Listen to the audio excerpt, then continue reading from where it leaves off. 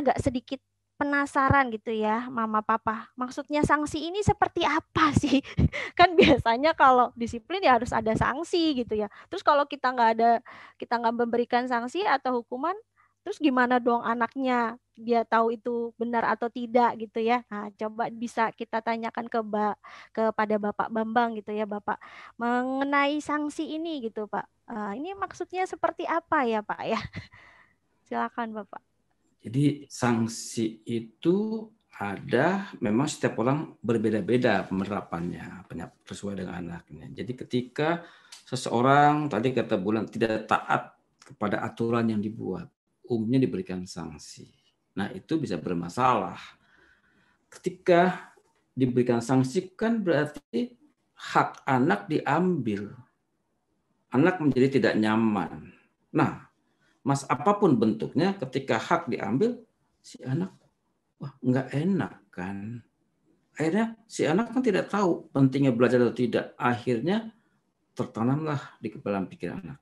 Belajar ini nggak enak, takut.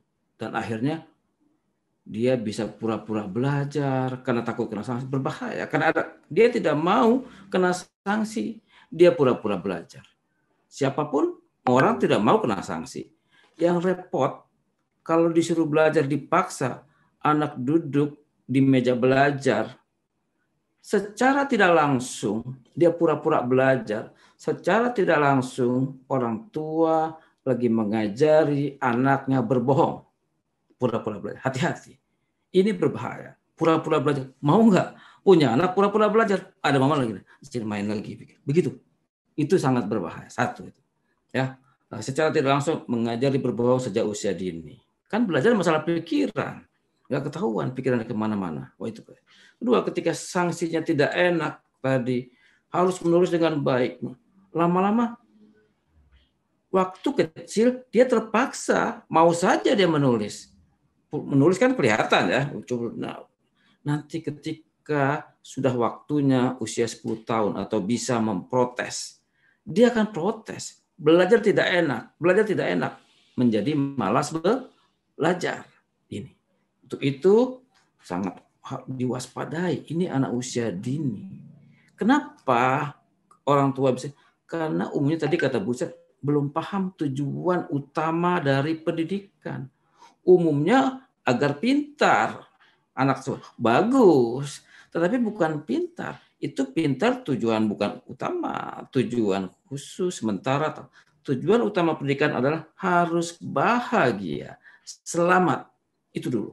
Bahagia detik itu juga, harus senang anak itu. Ketika anak tidak nyaman, orang tua tidak nyaman, pasti sudah jauh dari tujuan belajar. Berhentilah. Itu sangat bahaya. Pasti ada masalah. Harus dua-duanya bahagia. Jadi harus ditumbuhkan minat belajarnya dulu, baru nanti disiplin belajar ketika usia sudah 10 tahun. Jangan dibalik. Disiplin belajar dulu, menjadi tidak suka belajar nantinya. Begitu.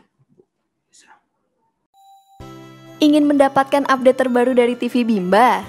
Jangan lupa like, komen, dan subscribe channel kami. Salam Bimba, tetap semangat dan terus belajar!